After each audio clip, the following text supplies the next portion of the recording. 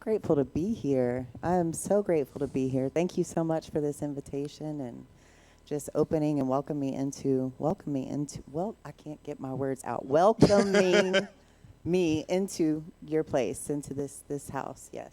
Now you know what? The reason I bought this, so I can wipe my sweat off. Hey, and I just want to say, before you did that, I was going to say, if Jessica won't let you wear that, I will take it off your hands, because I won't now because you just put sweat all over it. But, yeah, Misfit is the name of my ministry, I know. my future ministry. So. Well, and the truth is, when I saw this, I also thought about you, because I remember when you told me about Misfits for Jesus, and I thought, how appropriate, because would you guys agree you're all a bunch of misfits? And that's a good thing.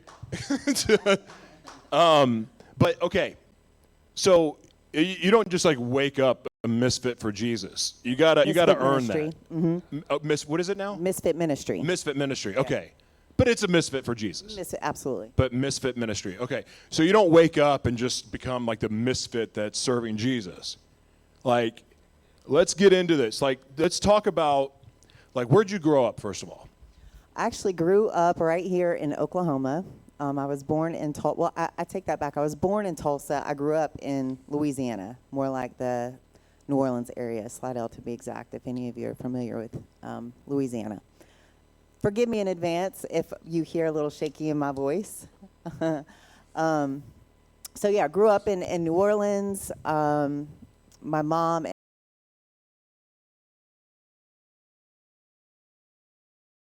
an abusive and crooked police.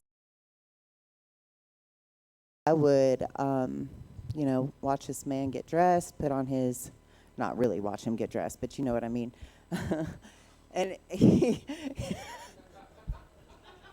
I mean, that happens, but it does. And just wear this badge that said to protect and serve. And then he would come home and he would get very abusive, mentally, emotionally, sometimes very physically abusive. So where was your mom to protect you? She was in the middle of it too, Abusing you or getting abused? Both.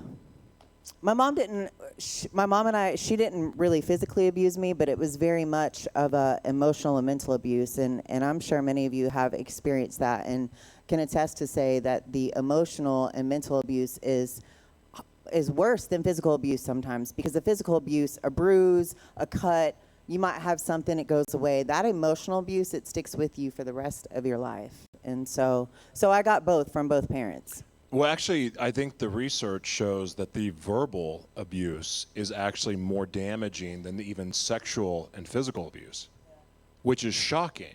But words truly hurt. Well, the Bible even says that, right? That is true. That is really true. So is that confusing for you when you're getting it from your mom and dad? You're getting it from your mom and dad, where there's all different types of abuse. Like, what do you do in those moments to take refuge? Drugs. As a kid? Not as a kid, but 15. Ooh. So, I'm still a youth. I'm still a child, right? Yeah. So they married. My mom and my stepdad married when I was about 11. And so as far as just taking refuge, at that time it was probably listening to hardcore rap music and Wu-Tang? No. You didn't like Wu-Tang? Not so You much. weren't down with the Wu? And Tupac was my. Oh. Okay. Tupac was my my jam. I was a Wu-Tang. I had a giant Wu-Tang sticker on the back of had an Isuzu Rodeo. Yeah. Had a giant Wu-Tang sticker on the back of it with a giant sub in the back, Bone rolling Thugs up into and high Harmony. school. Oh. Really? I got some Bone Thug brothers here. So 15, like, what was the first, like, who introduced you to drugs? Oh, man. So I started smoking weed. That's kind of like, and I don't remember who that was, but I remember when I was junior ring dance in high school, and we were going to New Orleans. We were going to go party in the quarter before we had our dance. And this girl walks up to me and she said, hey, I got this acid. Do you want some? And I had never taken acid before. And I'm like, well, how much is it? And she said $5, and I'll take 2. Acid was cheap back in the day. I don't know what it is now, but that's, We don't need to know. Yeah, true that. None of us need to know that. Cancel that thought, all of you. Now, people, I guarantee there's somebody commenting right now on social media. It's $20. No, go to church. I am not promoting it at all right now. I'm just giving you the background. Okay, continue. Sorry. So anyway, so that was kind of the gateway, and then from there it just escalated. And for me, it was, okay, this feels good. Being at home does not feel good. Being at school does not feel good.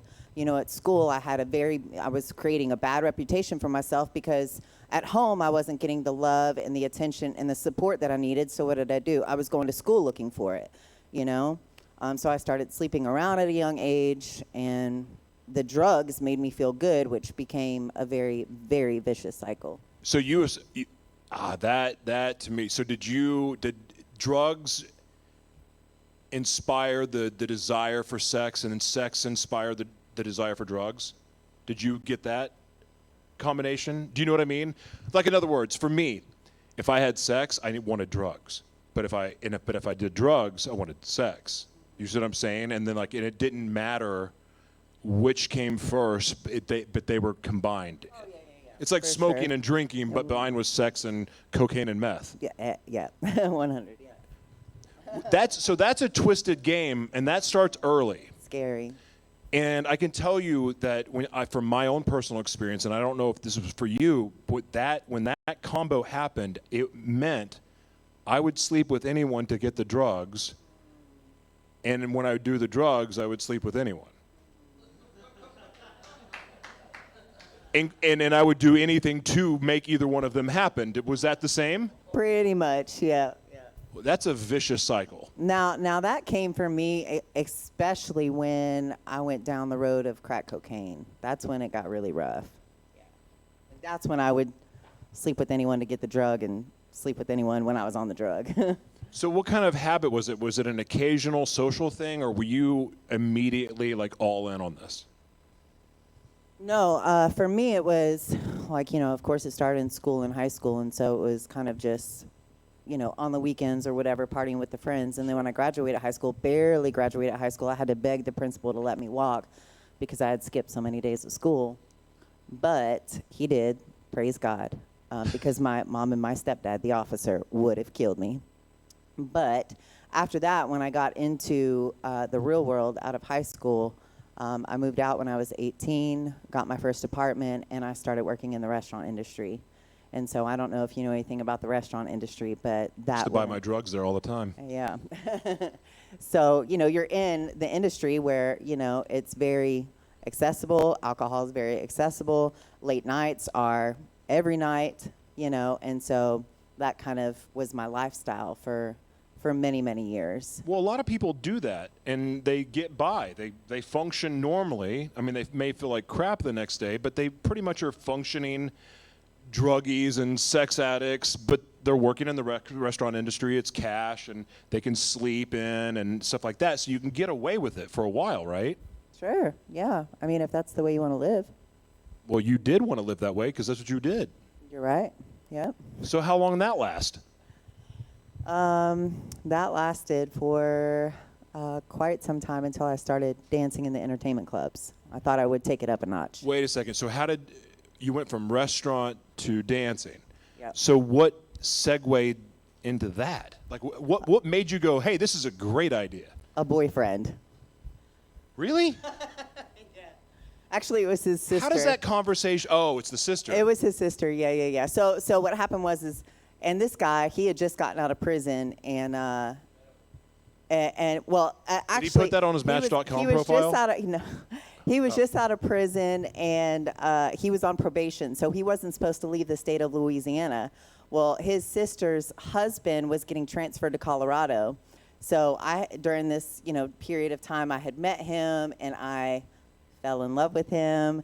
And so, boy, it's so funny what I used to think love was. But anyway, and so he was getting transferred. The husband was getting transferred to Colorado, And he asked if I wanted to move with them. And so, okay, my stepdad, I can't tell my stepdad that I'm moving to Colorado with an inmate, with a criminal, right?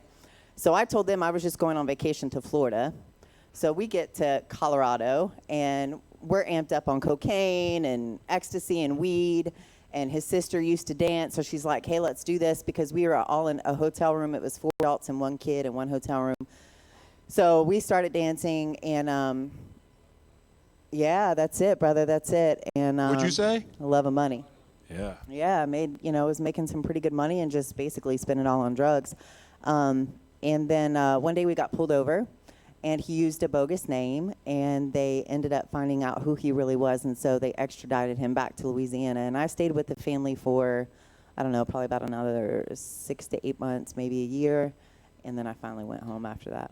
I want to go back to something, though, because typically when somebody gets out of prison or jail, they're not what you call prime dating material. Like, they're not somebody like, hey, mom, dad, check out my new guy. He just got out of prison.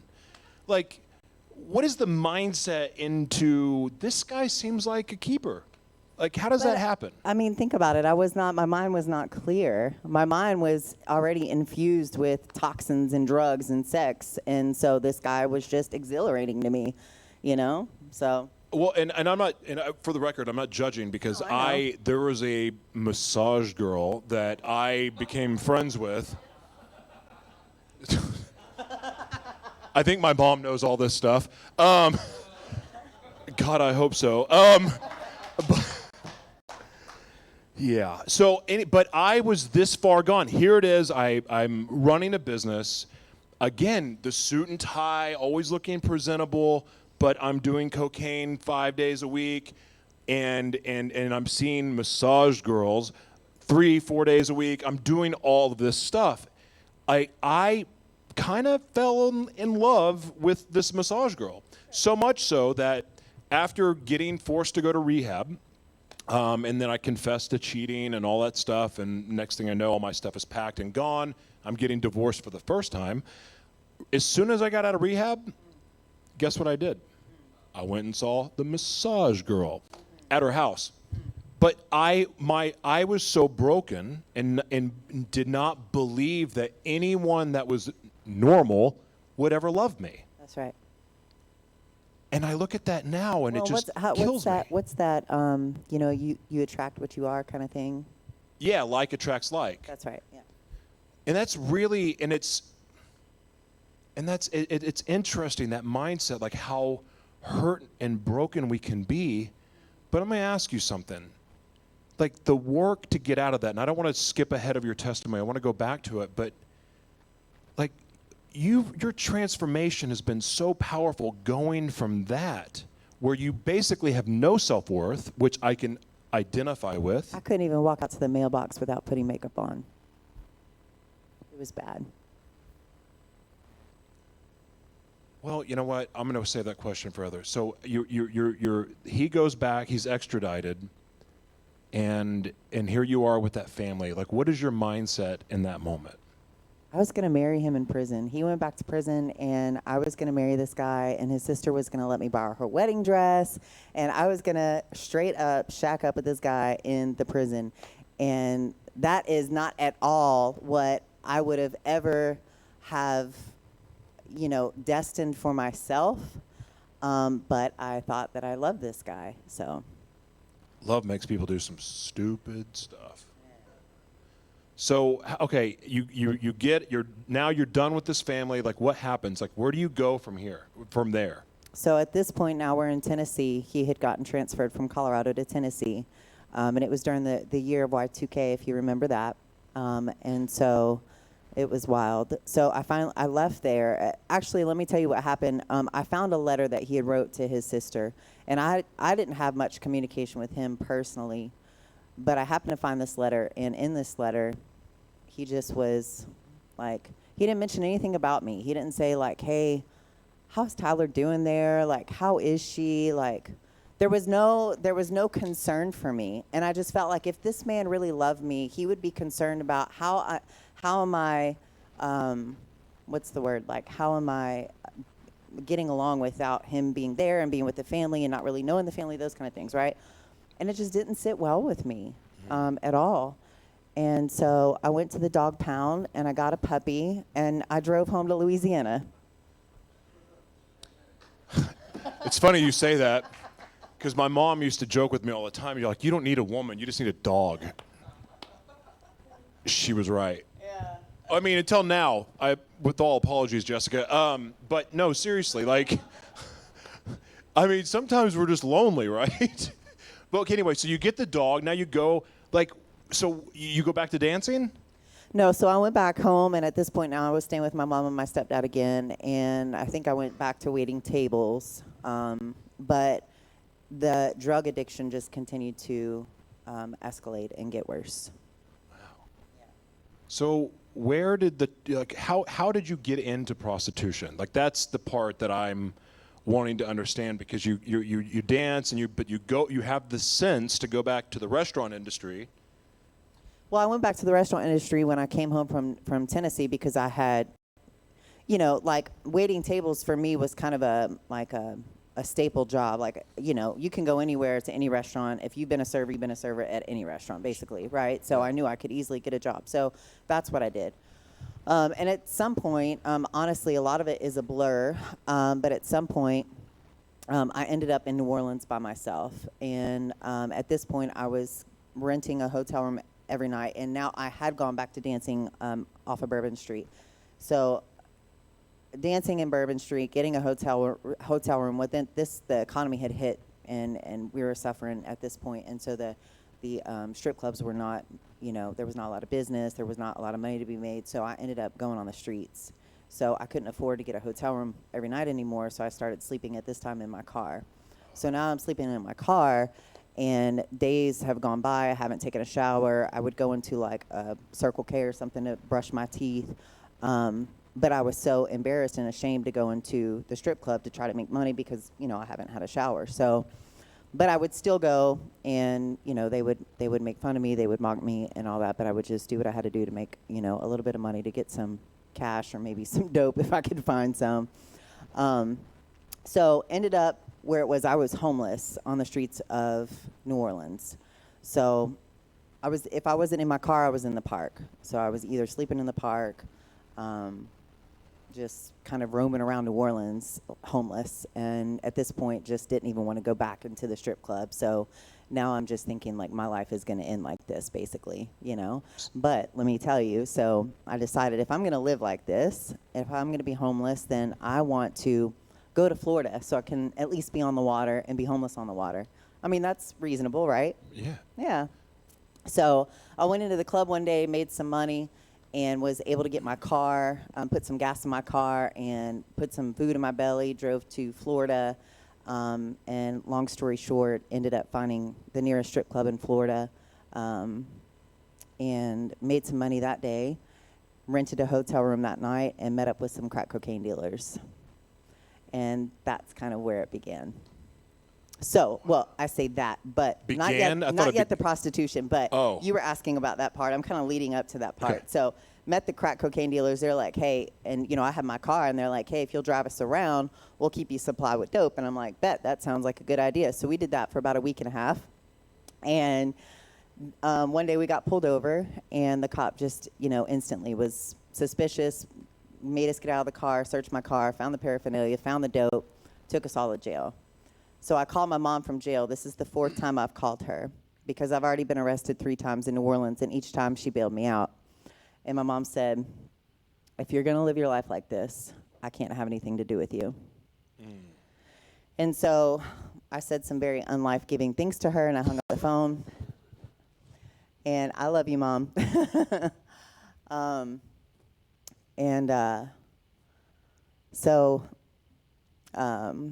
Sat my time in that last time, and when I got out of Jacksonville jailhouse, I had nothing but the clothes on my back.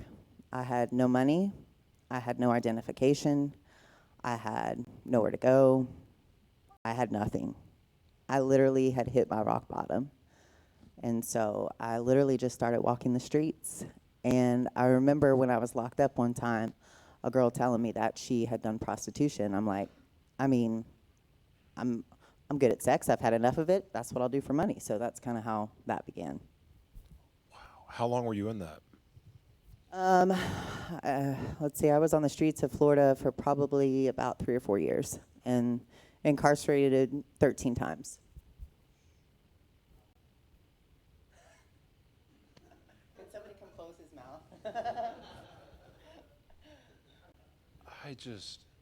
And it's so weird to hear your story, and I'm hearing it for the second time, but in a different way. And it's like, I just know your heart, and we're going to get into all that. It's just so shocking to me to hear this. And it's like getting to talk to you guys and ladies and hearing your stories. I'm like, there's just no way, because I see Jesus in you, And it's just a trip. Like every one of your testimonies that I heard, when we did those interviews, and so now hearing this, I'm just blown away. So when you're doing that, do you have to constantly get yourself, messed up to go do it? Or were you just so numb that you could do it without the drugs? I mean, what was... Both. I mean, if I could get it before, great. But if not, I needed the cash to be able to get it. So I did whatever I had to do. It was pretty dirty. While I was on the streets, I had several guns held to my head. I was almost choked to death, and I even attempted suicide. Jeez. What stopped you? So at this point, I was homeless on the streets of Florida, sleeping in like abandoned homes. If I could find a home that was under construction, I would go in there, or I would just sleep in a park. And at one point, somebody came up to me and said, "Hey, I know of a guy that we started talking. I was telling him I was homeless, and he said, "Hey, I know of these guys that have this home. Maybe they'll let you come stay with them." And they did. They let me sleep on their couch, and I honestly just felt like I was a body taking up space in the world. And I decided one day that I was going to kill myself when they left for work. And so I had found some generic pain pills that one of them had in his cabinet. So when they left for work the next day, I was so serious about this, you guys. I blocked the doors so nobody could get in just in case if one of them came home for lunch. Like I moved furniture around. I was dead serious. I filled the bathtub up, and I sat in the bathtub and counted over 20 naproxen until I was like, okay, surely I'm going to fall asleep and drown. And that did not happen, obviously. What happened? You just got sick? No, I'm like laying there, and then I almost like it was the opposite effect for a minute where I kind of felt high, and I'm like, oh my gosh, and I got up and then moved the furniture back in place and just said, okay, I guess today is not my day. So how does someone feel? But then I passed out later. After a failed About an hour later. After a failed suicide attempt, what are you saying to yourself when you kind of that medicine wears off? Like, what are you saying to yourself after that? Like, I can't even kill myself, right? I mean, what are you saying? Yeah, I don't know what I was saying. There was just so much darkness up here, Yeah. So it was not good stuff. How did you end up in Oklahoma from Florida? Because, you got New Orleans. Like, how did you end up back here? So in Florida, the last time I was incarcerated, I was in for 7 months, and years had passed since I had talked to my mom, and my mom was, at the time, still in New Orleans, and she had gone through Hurricane Katrina, so God was really working on her heart. And so I called her, and I told her, if I don't get right, I'm either going to wind up in prison for the rest of my life, or I'm going to be found dead on the streets. And so I think she could just really hear the severity in my voice, and she came to visit me in Florida, and on 2 different occasions. And then she said, when you get out, do you want to move to Oklahoma? So she was moving from Louisiana back to Oklahoma because this is where her family is. And so I said, yeah. So if it wasn't for the grace of God and my mama, I wouldn't be here today, because I would have gone right back to the streets. I wasn't on the streets, but my mom was my saving grace too. My mom leaving me in jail was the best thing that ever happened to me. Yeah, for real. And that's got to be tough for a mom. But what was it though? Because I was never honest. It took forever for me to finally just be honest with my mom. And that was really to this day is the one person I don't want to disappoint. Other people, whatever. That's not true. I don't want to disappoint. There's more people in my life now that I don't want to disappoint, but my mom is still the main one. Like if I hurt my mom's feelings or upset her, like it wrecks me. Yeah. But to reach out to your mother and that cry for help, like what motivated that? Because you were in a dark place. You're trying to kill yourself. You're abusing drugs. You're abusing your body. What made you actually just get real with your mom and say, I'm going to die if you don't help me? God. Wait, so were you crying out to God at that point? Well, when I was in the last time, somebody had given me a Bible, and, like the only Bible I knew was like the King James Version, thou art thou, that I could never understand. And they gave me this Bible, and it was like a prison Bible. And I don't know, brothers, some of y'all might have seen it. It was like this thick. Like it was a big Bible, but it was just in plain English, big, bold letters. I could understand it. And that's pretty much what I did every day, was just read the Bible. And although I didn't really understand what I was reading, I had a lot of questions and no one there to disciple me or really tell me what, to teach me what I was reading or to explain it.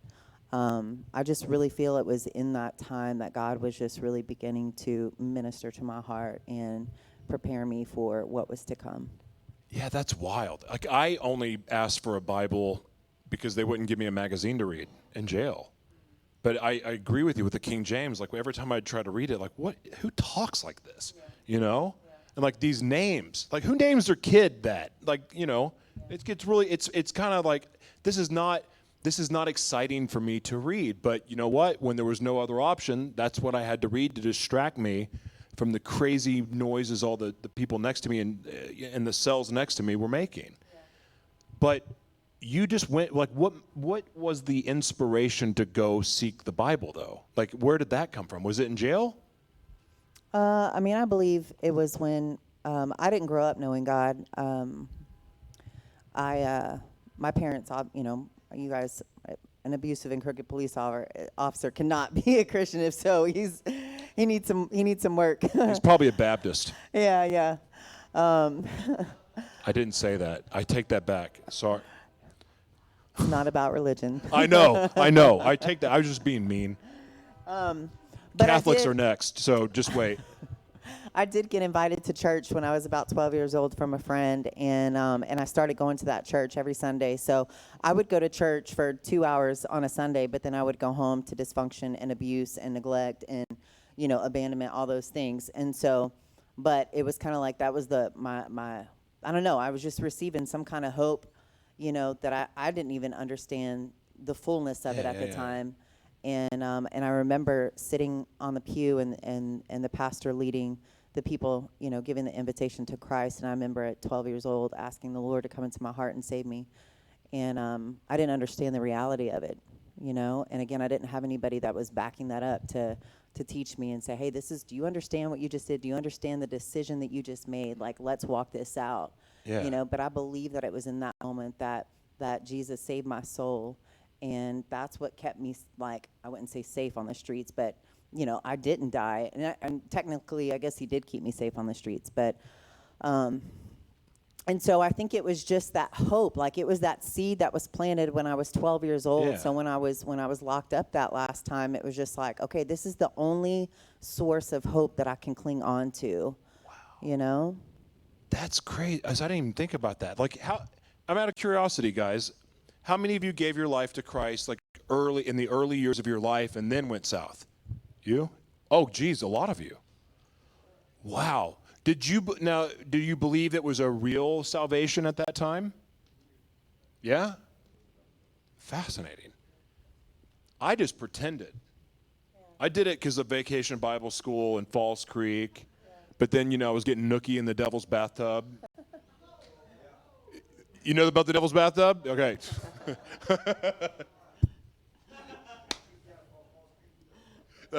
They shut it down now. Wow. So, okay.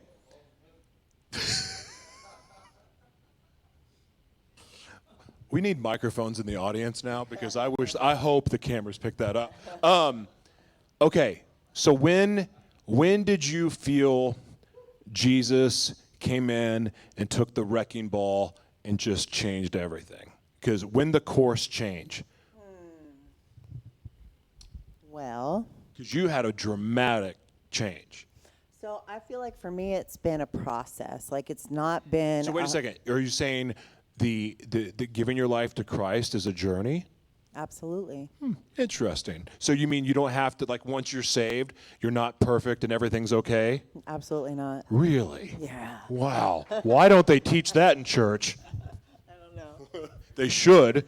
So let's talk about the journey. Please talk about the journey. I'm going to shut up, but I want you to talk about the progression. You give your life back to Christ, like, okay, Jesus, I'm in, but talk about that journey and then segue from there into sales, then ministry. Okay. So, rededicated my life to the Lord in 2007, and it was definitely not perfect. You know, the enemy knows, like, when we have a calling and a purpose for our life, and we start drawing nearer to God, He is going to attack. You know, it's just any way He can. And I still didn't have. You know, I think discipleship is so important. So I don't know about you brothers and sisters, you know, what kind of discipleship and mentoring that you're getting, but it is so, so important. And I still wasn't getting any of that. So I was just kind of walking it out by myself. And I'm trying to think of what jobs I was holding down at that time, but that's what it was. This is so awesome. This is so amazing. I love this story. So 2007, I rededicated my life to the Lord. Like I said, it was a process. I did stop using drugs. I never really had a big problem with alcohol. It was really just the drugs for me. Like I drank a little bit here and there, but I mean, I could have a glass of wine today and be okay because alcohol never bothered me, right? But so I quit using drugs. But again, the enemy knew how he could get me, and that was through sex. That was through a boyfriend, because I still didn't understand my self-worth, you know. I had lost so much of it while I was on the streets, you know, and just through my past, like, I really hated myself. Like, I couldn't look in the mirror and call myself beautiful. But this is so funny. You guys are y'all are gonna get a kick out of this. All right. So I'm out of jail, right? And my mom says, you need to do something. You need to go see a counselor. You need to go to rehab. And I'm like, I just got out of jail I've been locked up for 7 months. I ain't doing none of that. I'm good. Mom says, you need to do something. Let's join the gym. And I'm like, bet, I could do that. So we joined the gym. First Saturday, I go to the gym. I'm on the elliptical for like 15 minutes. And I'm like, whew, sweating it out, feeling good. I got my headphones on. And I'm like, okay, I'm starting to feel a little tired, right? So I go to sit down. I ended up getting dizzy. I passed out. I hit my head on a machine. I was knocked unconscious. I woke up. This lady is standing over me, and she's like, don't move your neck, don't move your neck. And I remember thinking, what radio station is this, you know?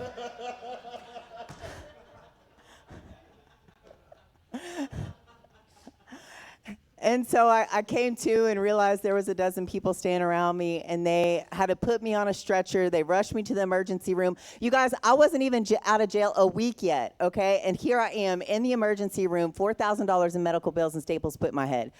Oh my gosh, how does this even happen, you know? And so most people will be like, okay, I'm done with that gym thing. It ain't for me. But I had a different perspective and said, you know what? Okay, I'm really unhealthy. I should probably do something about this. So I started working at IHOP, and actually made a lot of money at IHOP. I was working the graveyard shifts and didn't get into any trouble. I just made my money and went home. And I ended up hiring a personal trainer. And after working with her for about 3 or 4 months, she said, you know what, I think you would be really good at this. You should look into it. So I looked into getting my personal training certification. I remember getting my book. I signed up to do this online. And I remember getting the big NASM book, and it was like this thick. And I just randomly opened it up to a chapter, and it was the anatomy chapter. And I remember looking at this word going, Yep, I'm not smart enough for this. There is absolutely no way I can do it. I can't pronounce that word, nonetheless, like, ever remember where it's at or the function of it. It was the gastrocnemius, which is part of our calf muscle. But I honestly did not think that I was smart enough for this, so I just put it aside, and God just kept drawing me back to it every day. And at the time, I was typing my letters to God on a computer on a laptop. And so I would just every day just type my letter, and he would just draw me back to it. And about a year later, I took my personal training certification, and I failed it. So I went back 2 weeks later, and I passed it.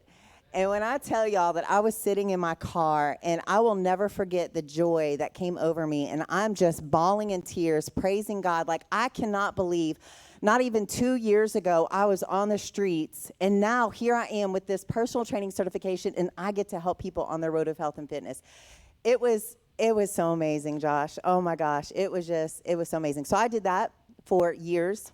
And again, I'm kind of 1 foot in, 1 foot out with the Lord at this point, right? Like I've recommitted my life to him, but I'm still not fully surrendered. I'm like, I'll go to church, but I'm still going to do my little thing over here. And I'm still searching for worth in the guys that I'm dating, and they're not giving it to me because I'm giving it up to them like right away because I think that that's what they want, and that's what's going to make them stay. Anyway, that was a vicious cycle. And so did personal training, and then I got into the supplement industry, and that's when I started working. Well, I worked for a couple different supplement companies for a couple of years, and then I started working for 5% Nutrition, which is like one of the most reputable supplement companies in the fitness industry. And that was all a God-ordained thing. I didn't have to fill out an application, so they had no idea. Actually, I was just honest with them about my record. Like, listen, this is where I've been. This is what I've done in my life, but I'm a new person. And so they gave me a chance. And their warehouse was all the way in Florida. So, again, I didn't have to fill out an application. They basically just said, you're hired. And they flew me out there to just to meet them and all that jazz. And so I worked for them for 3.5 years. You guys, it was the longest job I ever held down. And through that process, I went through a curriculum called Freedom. And Freedom was actually about 2 years ago. And Freedom was through a church right here in Houston called Hope City. Oh, wait, my bad. You're in Oklahoma City, by the way. My bad. Did you take acid before the interview? I'm just kidding. I feel right at home, I guess. You are home. I live in Houston now, so that was great. So went through this curriculum called Freedom, and when I tell you guys, it was a pivotal shift in my walk with God. It was where chains were broken. Like anything that I was still holding on to, it was released through that process. Yeah. So you go through the program, and you're in sales. And I remember the last time that I guess we had the interview, you were still at 5% because I was talking to you about nootropics and all that stuff. And I remember that conversation well. Yeah. But then you took a leap. Talk about the leap, the step, the bold step, the bold leap of faith that you took. So I moved to Houston, and I gotta back up. I've got to back up to get to the leap, right? So I was living in Dallas. I'd moved from Oklahoma and moved to Dallas while I was in the supplement industry. Never connected with a church body in Dallas. But at this time, that's when I was personal training. I started competing in bodybuilding shows, so I've been in several bodybuilding shows. And so the Lord was just really refining me at that time. And then I moved here to Houston, and I had no intention. I keep saying here. I moved to Houston. I had no intentions of moving to Houston. I was actually going to move to Waco because it was central 4 or 5% because I had all of Texas. And so the process for that apartment kept getting pushed back. It was supposed to be ready in January of 2018, then February, then March. And so my apartment in Dallas had been robbed twice in 1 month, and so I just knew I had to get out of there. So basically, I started staying with some friends here in Houston. Wow.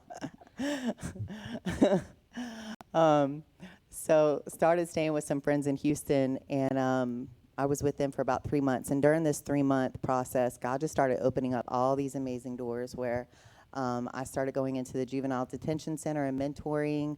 I was doing some speaking engagements. I was invited to these big, huge galas where I had to wear like a ball gown, like Cinderella stuff. It was amazing. And I had no idea how I was even getting like in the mix of these people, but God was just opening up these doors, which you talked about at the very beginning. And that's what was happening. And they said, why would you move to Waco? Like, just move here to Houston. I'm like, okay, all right, let me start looking at places. So I started looking, and everything that I was finding was either way over my budget or it was in the hood, basically. And I was having a really hard time finding that in-between place. And then I finally found this condo. And it was on the water, and I this is the one time I've audibly heard God hear in my spirit say, "This is your home." So I turned around to the realtor, and I'm like, "Okay, I want to rent it. Let's do this." So we go through the rental process, and she calls me a few days later, and she says, "I have good news and bad news. Good news is you got approved for the rent. Bad news is the owners decided they wanted to sell it. But don't worry, they'll honor your lease for you, and they'll give you 24-hour notice when somebody's going to come look at it." And I said, "Why would I want to move somewhere, have to turn around and move back out, right?" And I'm giving y'all kind of a full picture, but you got to understand, I got to give it to you full so you understand the glory of God and how he's moved in my life. And so I reached out to my mom because I was so excited. Like, God told me this is your home, you know? So I'm like, God told me this is my home. How is this happening? No. So anyway, long story short, I ended up applying for this home, and I got approved, and I bought my first condo. And so, yeah. So I have this beautiful condo in Lake Conroe. And so I was living there, been living there. And then after the freedom process, I was at Easter service last year with the Hope City Church that I mentioned. And here's another God thing. The pastor of Hope City was actually my youth pastor almost 20 years ago in Monroe, Louisiana. So I did that was kind of a part that I didn't get to touch on, that I did go live with my dad at one point in my addiction to try to get right. And I started going to a church there for a little bit, Pentecostal church, my youth pastor. So he was my youth pastor for a short period of time while I was there. So him and his family live in Houston, Texas. And so that was all kind of a big God circle. And so I reached out to him right away and was like, I don't know. I just happened to see him on Instagram one day. I don't know if you remember me. And he's like, yeah, I remember you. I baptized you. So that opened the door. They asked me to share my testimony on Easter Sunday at the Berry Center between the 4 different services, over 20,000 people saw it. And so on the second service on Saturday night, this man comes up to me after the service, and he said, "We got to connect. Here's my card. We just got to connect. Make sure and call me." And so the next day after I was home, I looked at this card, and I looked up the ministry, and I'm like, oh my gosh. The name of the ministry is Eyes on Me. And I don't know if any of you are Tupac lovers. Yep. But so I'm like, oh my gosh, like this is it, man. Like they are about it. And so I reached out to the executive director. His name is Dennis. I met with him the following week, and I ended up going into ministry. I was on board full time about a month and a half after that. And so I took a huge pay decrease to go into ministry. It was dramatic. It was dramatic. I remember that part. I remember you telling me. And you were not sure how you were going to survive, right? Yeah. So it was huge. But I just got to tell you guys, like, if it's God's will, he just moves mountains and makes it happen. And he will. Praise God. He is, when it comes to provision, like, I can't even tell y'all, like, I'm not saying this to boast. Like, people are just like, they'll just sporadically send me money on Cash App, or, you know, my aunt gave me some money while I was here. Like, just sporadic, you know, like, you don't have to go out and search for it. God just gives it to you. You know, when you are doing his work, he wants to bless you. And so it was a huge leap. And so I'm still living in the condo. I had a Mazda. I had a 2018 Mazda at this time. And so My car notes with that and the insurance was like $650. So I ended up having to surrender my car back to the bank. But I'm like, you know what? You can't take your credit to heaven. And so, I've never heard that before. I like that. hey. So that was, so I think just a lot of these little steps. And then, of course, I went to them and said, listen, this is where I'm at with everything. They helped me a little bit on my end. But so I'm in ministry, okay? And let me tell you guys what I was doing when I first came on board. I came on board as a program director for the 5th Ward. And so the ministry is in 5 different areas of Houston, basically like 5 different hoods of Houston. 5th Ward, Brookshire, Forum Park, Greenspoint, and Sunnyside. And so what we do, the founder of our ministry is a Christian hip-hop artist. And he is very, very well known. I call him kind of the godfather of Christian hip hop in Houston. Very, very well known. And so about 11 years ago, he started going into the hood and he started performing these concerts for these kids, right? And he started to see that there's so much more of a need other than let me just do a concert and leave. Although he was going twice a month or even once a week, there was still, he saw so much need. And so that's kind of how the ministry founded. And so now I am, so I started as a program director in the 5th Ward, but now I am actually living on site in Greenspoint as a full-time missionary. So I'm in the hood, I'm in the thick with these people. And so it has been, man, it is absolutely amazing. One of your brothers has a question. What's up, man? No, Trey 9 is his name. But we're familiar with Kingdom Music. I've heard of their music. Yep. Huh. Yeah, so I'm actually in the hood with our community, and it's challenging. What would you say the biggest challenge is? The biggest, like working in the hood. The biggest challenge I would say is building trust, because the people there have experienced so much trauma and poverty and lack of and pain, and so they've kind of just adapted to their lifestyle. And so for someone to come in and say, hey, look, I know a better way, let me tell you about Jesus. It's like you really have to build that trust with them first to be able to speak into their life, to be able to sit down and have that conversation about Jesus and say, he is the way maker, he is your savior. Amen. So trust is that I see that. What about the mindset of believing they are worthy of a better life? What's that challenge like? Well, I will say this about what I know. I think that's kind of still something that I'm wrapping my head around, and how to, I may not have an answer for that. I don't have an answer for that right now. But what I know personally, and hear me out when I tell you guys this, okay? I don't know your situation, and I know that you all are here for a reason.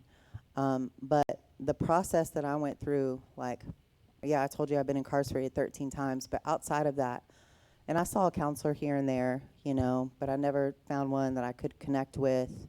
But I never had any kind of psychologist. I never had any kind of counseling. I never went into a rehab. Everything that I've done is through God's grace. Everything that I've done, I have stood on his word and believe his word to be true.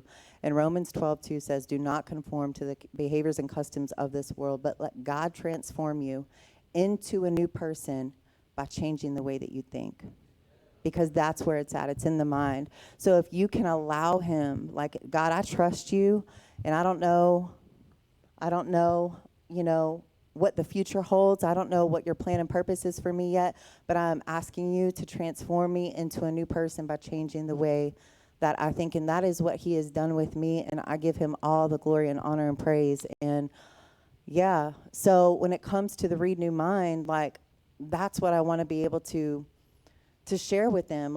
It's truly, if you could really grab a hold of this, it's him renewing your mind and making you into a new person. That's where your worth is going to come from. I love that. I want to ask you something, because the first time I interviewed you, you never mentioned anything about this. But in the bio that you sent me this time, you talked about your tattoos, and it stuck out to me. I don't for me, it's like I love tattoos. I think they're beautiful. Like I like that. Yeah. But I also understand there's still a stigma. What and because you brought that up, why don't you talk about the tattoos for a second and the challenges stepping into ministry with tattoos and piercings and a grill has done? I mean, seriously, because there's a lot of people that would judge that and go, they would immediately, of course, I can see the light in your eyes, so it's like really hard to go, yeah, this person used to do this and that. But you know what I mean? Like from a distance, people judge. Talk about what that's been like to overcome and some of the challenges you've had with having art on your body. So I will tell you this, that the tattoos was, I know this is going to sound so crazy, and I'm sure so many people would not agree with what I'm about to say. The tattoos were a God thing. Honest to God, this is how crazy, this is how he just, like, he just goes before us. He knows. It's just wild to me when I think about it, you know. But so I was in this, actually, I was here in Oklahoma, and this is when I was living with, when I just got out of jail, I was living with my mom, then I moved out on my own for a little bit, right? And when I moved out, I happened to be right across the street from a tattoo parlor. And so I went in, met this cat. I'm like, okay, this is what I want to do. I had seen this girl one time at a restaurant when I was waiting tables, and she had a sleeve of butterflies, and I just thought that was the prettiest thing. And so I told him, this is what I want to do. And I thought I was just going to do like a half sleeve, right?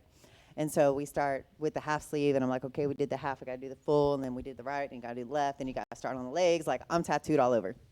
And so, but here's what I say, this is why I say it's a God thing is, and I'm going to get to where you're going at, but I just have to give it to God first.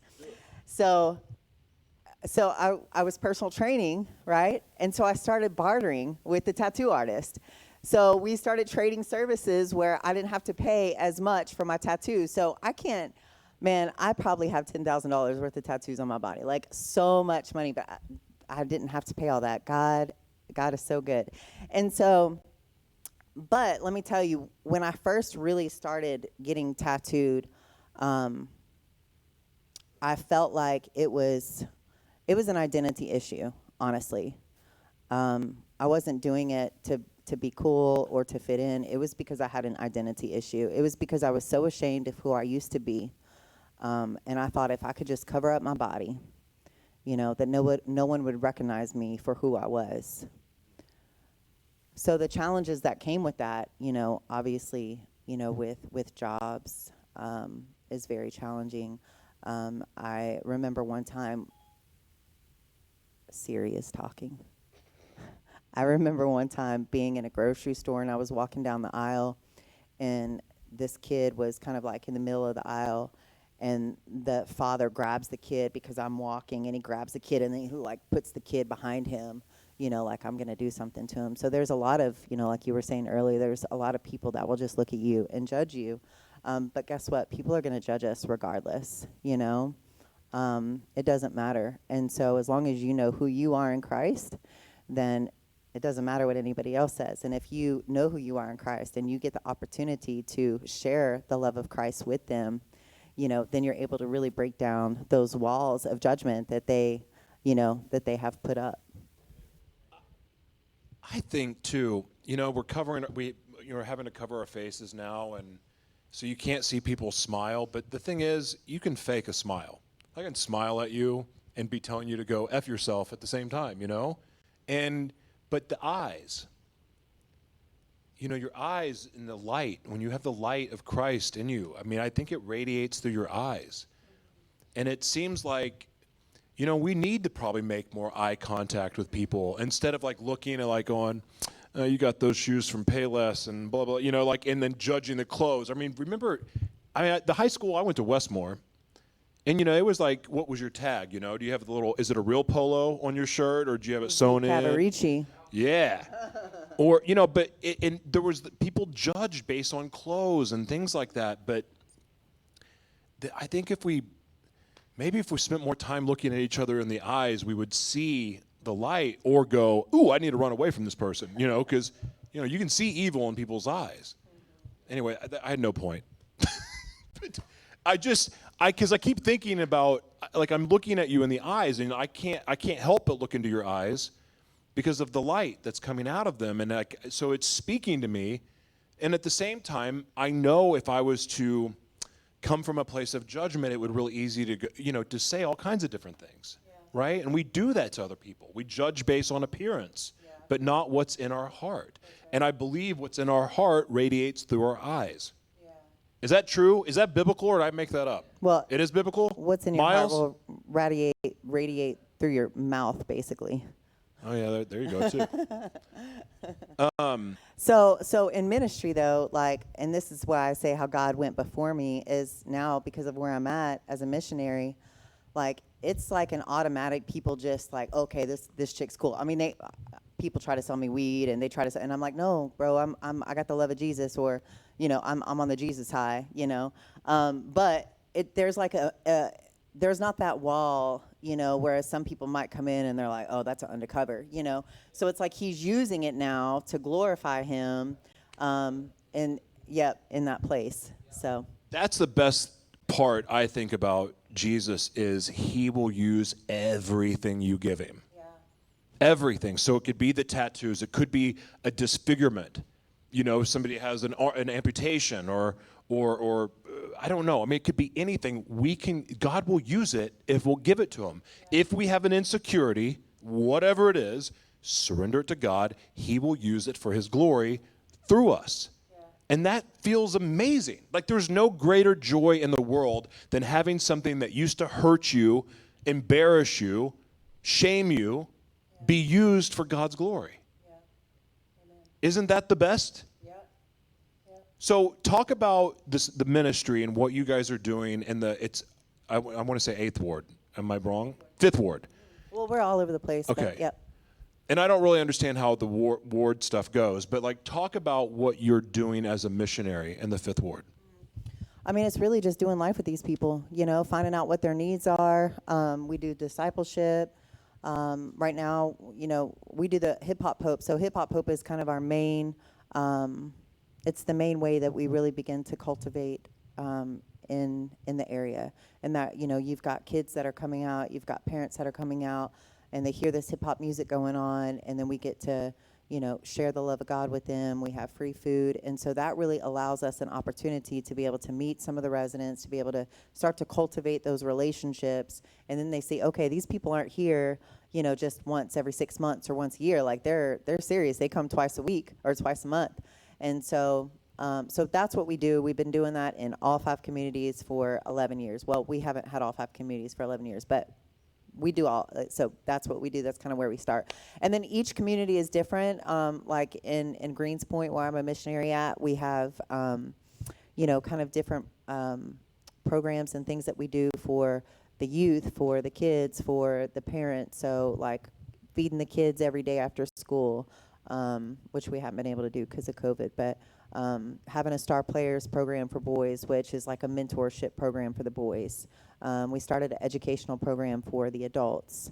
So there's just things that we do to try to, really help build the community up is what it's all about, And hopefully in that process of getting to be able to, show them, hey, you can get a job. Like, you need a GED? Okay, let's look and see what it's going to take to get your GED, So doing those kind of things, and as you're, walking alongside a life with them, then that's when the doors start to open up, where you really get to speak into them and share, God's word, and hopefully, see them come to Christ. Yeah, and I want to say something too. I was talking about, I kind of dismissed jobs a little bit at the very beginning. I wasn't dismissing jobs. I'm saying some of you want to be an attorney or a doctor or a business development director, whatever. You may have that desire, and going to school for that may be your thing. Maybe it's something with technology. I'm not poo-pooing that. Like, if that's what you're called to do, then do it. But I'm saying, those of you who feel like you don't have options, hogwash, if I may be so bold, hogwash. God will use you. He wants to use you. You are a vessel. Your story, your testimony, everything that you've overcome, everything you've been through can be used. There's no limits. You have to remember, when you are a kingdom citizen, as you are, you don't play by earthly rules. You don't. Can I add on to that? Please. And you don't have to be in ministry to be a minister. Minister to your people wherever you are. That's perfectly said. In ministry, you know, like I get mad when people call me pastor because I'm not pastor. I don't have a pastor's heart. I mean, maybe evangelist, but I don't have a pastor's heart.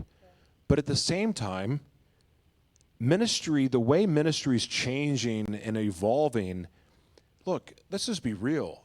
The odds of them shutting the church doors again are far greater than them keeping it open. That's just a reality. That's just a reality. Like the fact that we have right now, all these chairs are 6 feet apart, which is just so weird to look at. But you know, I heard a statistic today. Forgive me for my ignorance. How many states are there? 50? 50. I think we took over some other places too that we count as states now. 52. We have 52 states? Only five states out of 52 have said that abortion is non-essential. So all the other states are still saying that abortion is essential. Therefore, that means that they're saying like, okay, yeah, during this pandemic, you can just still go in and kill But you can't get a knee surgery, but you can get an abortion. Isn't that crazy? That goes to show you like the grand scheme of how the world thinks. That's why God needs you as his soldiers to stand right where you are and give it to him. And you know what? And I said like go F yourself or something, and I was trying to use an analogy, and like forgive me for that because it was inappropriate. But here's the thing. I use that to paint a picture to prove a point. And like the thing is this war, the spiritual battle we have is nasty. It's gritty, it's grimy, and you're going to get dirty.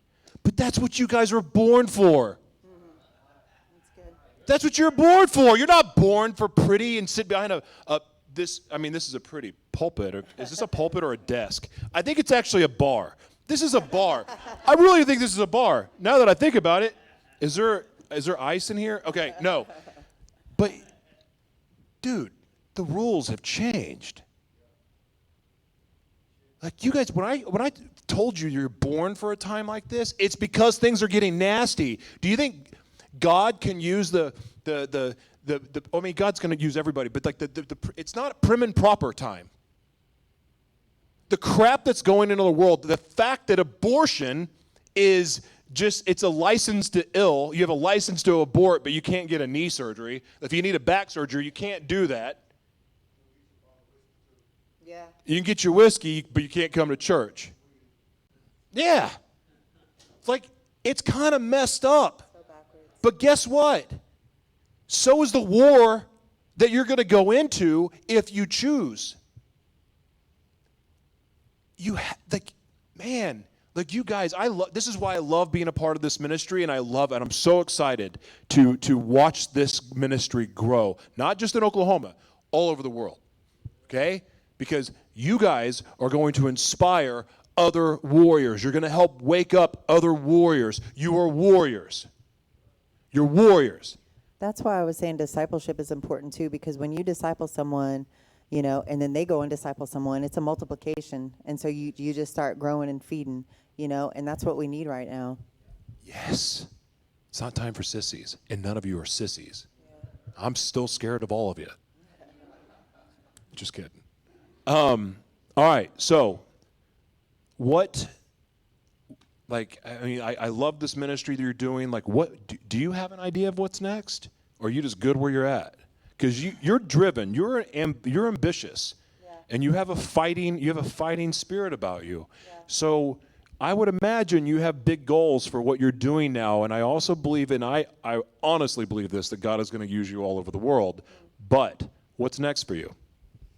That's such a good question. I mean, I love what I do right now. I do. I do feel like in the future, I don't know when it will be, but I do feel like I may do some time in Africa. I'm not 100% sure when that is going to be yet, but I do feel that is going to happen. And then there's also Misfit Ministry. Misfit Ministry is really to empower and encourage how to live a healthier lifestyle physically, spiritually, and mentally. And so I really want to go into the prisons and do some discipleship, do these kind of things in the prisons too. So, you know, God gave me these visions. They're big size dreams, and I'm like, God, you know, He'll open the doors when it's time. It's interesting you mentioned Africa. Anyone else feel like you're being called to Africa too? Seriously. No, I'm not being a smart aleck. I'm being serious. I've been meeting a lot of people. I feel the same too. I'm getting to speak in Friday at an event in South Africa, and digitally. I'm not going to South Africa yet, but like I can feel and I've felt that pull to Africa, and I don't know why. Yeah. I can't explain it. Yeah. What do you know why? Is it just a random thing for you too? I've always had a heart for Africa, even just from, I don't know, years and years and years ago I can remember. So I went to Tanzania about 2 years ago on missions, and it was just an independent mission trip where I just went with like 6, 7 of my brothers. We all went, and that was awesome, independent trip. And then I'm supposed to be going, we were going to be going to Uganda in July, but it got canceled, unfortunately, because of COVID, so I think we're going in November. But let me give y'all another testimony, another example of God's provision, His miracles when you're walking in His will and doing, just walking in His will. Last year I went to Honduras in November on missions, and I was able to raise the funds for that. And I got invited to go to Uganda in January, and it's a $2,800 trip. And I journaled on January 25th, God, if it is your will that I go to Uganda, I'm asking that you send someone to pay this in full, because I really don't want to have to ask anyone for money. Like, I don't want to have to raise these funds again. And on February 25th, exactly a month later, it was paid in full. Wow. So that is God's true provision. And if He can do it for me, I promise He can do it for you. Ditto. Yeah. Tyler, you're amazing. No, it's God is amazing. Hey, so I want to give y'all a little nugget. Like, this is something I'm really, really just so what's the word I'm looking for? Like, fascinated on the renewal of the mind right now. And so I want to leave you guys with a little nugget about the renewal of the mind. And I want to ask you a question. I want you to raise your hand. If you have witnessed or experienced a blessing or a miracle in your life. If you have witnessed a blessing or miracle in your life. Okay, that's most of you. For those of you who did not raise your hand, have you seen someone else? Have you seen a miracle in someone else? Okay, yes. So here's what I got to tell you. If you have experienced a miracle in your life, you have lost the right to begin with starting by thinking with what you don't have. I'm going to say it again. If you have witnessed a blessing or a miracle in your life, you have lost the right to start with thinking by what you don't have. You can drop the mic. That was good. Yeah. Tyler, Yeah. God bless you. Thank you. God bless you. Thank you. This was terrific. Yeah, Thank you. Let's give it up for Tyler Coleman, everyone.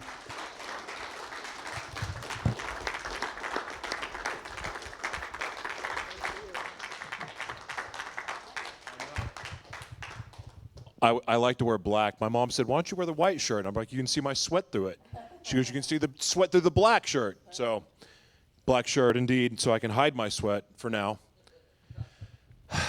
Wow. That was so cool. How many of you that hit home for? Online audience? That it resonate with you guys? God's not done with you. Like, even if you haven't even felt like He started, I promise you, He's not done with you. And He wants to use you. It doesn't matter what you've done, where you've been. You heard it there. You've heard me say it before. Walking with Christ is a journey. You're not going to get it all right at the beginning. Like, you're going to lose the spiritual high, and then they're going to have moments where you're like, where are you, God? And it's a journey. But the commitment to a relationship, just like in your dating life, and you know, like if you don't pay attention to the person you're dating, they're going to get mad. Like they're going to like, well, what's the point of this? But Jesus wants something way more personal with you. And the cool thing about it is the more in depth your relationship and the more personal your relationship gets with Jesus, the better life will be for you. The more your fruits, the maturity that you have, the ability to look at life and take things that come at you like a virus or, you know, losing a job. You're able just to know and just be confident in knowing that God is going to work everything out for your good. And it doesn't mean you're not going to experience hardships and problems. You will. But those problems get to turn into blessings. That's been my experience. And look, you're not going to be perfect. I just said, go F yourself at church. Like, I'm not perfect. I'm a hothead. The last time I was here, I yelled at the people in the back. I'm not perfect. But thank God Jesus is, because he gives us an example of what perfect looks like. And we go, you know what? I did that wrong. You know what? Father, forgive me. And I get to work on that. I get to put the light on that, and I get to work on it, and I get to work on it. But you know what? I'm still going to be working on stuff in 20 years. We're not going to have life mastered. But the thing is, there's a joy in getting to practice mastering life with Jesus. I hope this was inspiring for you guys. I hope that maybe a light bulb went off and like, wait a second, I can do it too. Maybe God can use me too. Because you know what? Some of you have never even left your home, like the hometown. But yet you've always dreamed about going to Africa or Spain or Moscow or Sydney, Australia, wherever. If you had those dreams, you had those dreams for a reason. It's God showing you what's possible. But you got to surrender. It's God's purpose for your life. And God's purpose for your life is freaking awesome. I promise you. And God's purpose for your life may not be that you're a billionaire or a millionaire, because in the end, when you're living in God's purpose, you don't care about that stuff anyway. You're not worried about your job. You're not worried about anything. Because God will provide. Because God wants to use you. And so because God wants to use you, he's going to give you everything you need for your journey. I think that's pretty cool. And that's worth surrendering to God, if you ask me. So thank you, online audience, for being here. I hope that you were inspired. If you were, share it with friends. As far as Gratitude Unfiltered goes, guess what? You're going to be seeing a lot of me. But it's going to be through a screen for a little bit. I'm really, really excited that to be committed to doing Gratitude Unfiltered here for the long haul. It will sometimes be here. Sometimes it will be digitally. But that is a good thing, because God is going to use this. God is going to spread the Word of God message. There's some really cool things happening that I think will be exciting for all of you, and I believe that there's going to be some opportunities that come out of all of that for you guys. And it's cool. I'm really, really pumped to see where Word of God, My Brother's Keeper, and Gratitude Unfiltered is going. So be encouraged. And guys, please, stay here. Finish. You signed the paperwork.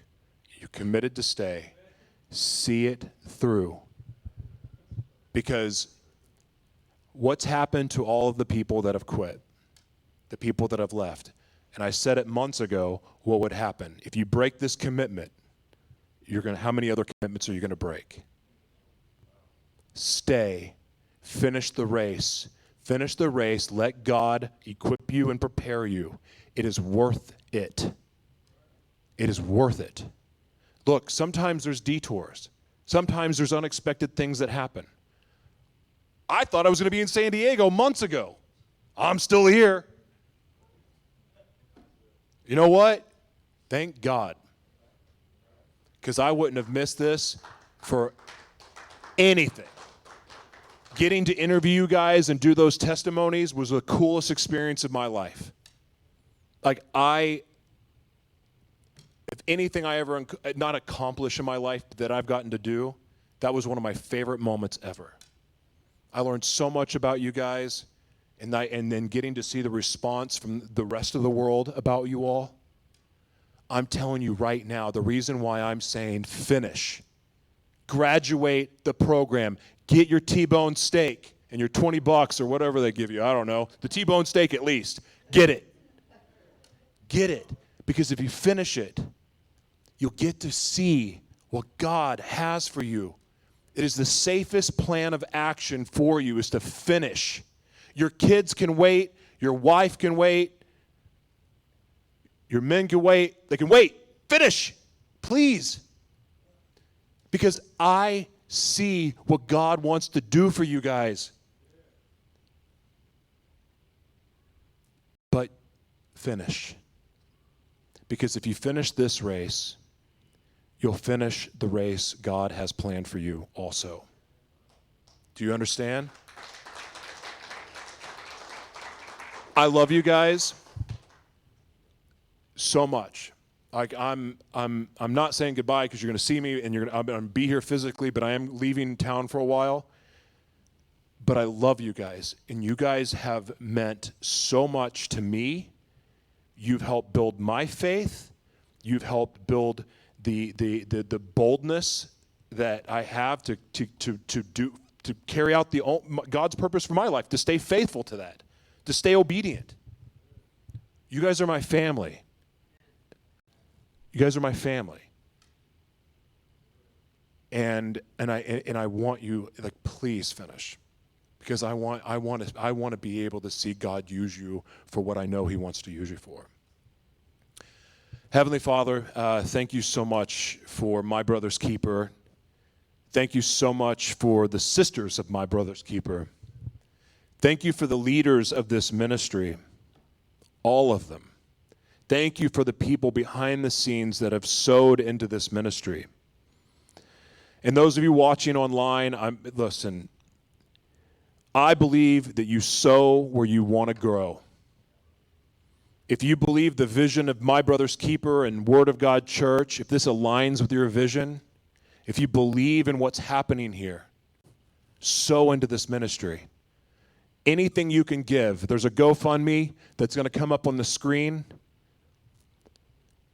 This ministry is going to change the world, and your seed, what you sow into this ministry, is going to help magnify what's being done here.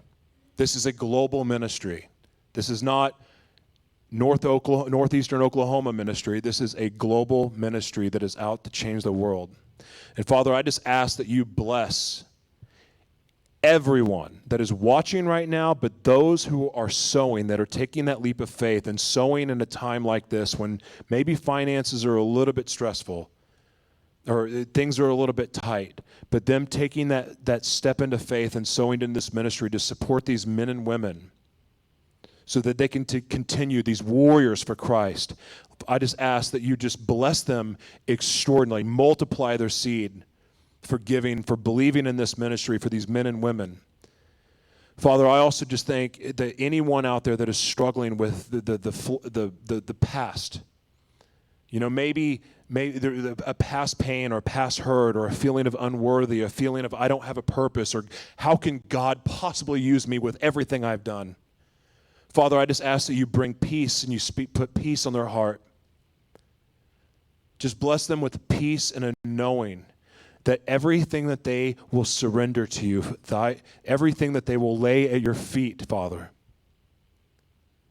you just encourage them that they will know that it's going to be used for your purpose, and your purpose is good, so extraordinary. You didn't create us to be nobodies. You didn't create us to be labeled as ex-cons, as addicts. No.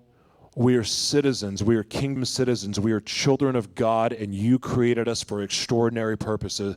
And I pray, Father, that you speak life into everyone listening right now, everyone that can hear my voice. I just ask that you bless them. You give them, you bless them with courage and a boldness to step into faith, to accept their assignment that you have for them, and to give them a knowing that by a full surrender, that you will take them to heights that they've never, ever dreamed of. They will experience a joy and a happiness and a peace like never before. Bless them, Father. Bless them. In Jesus' name, amen. God bless you guys. Thank you so much for being here. You guys were terrific. See you soon. Bye.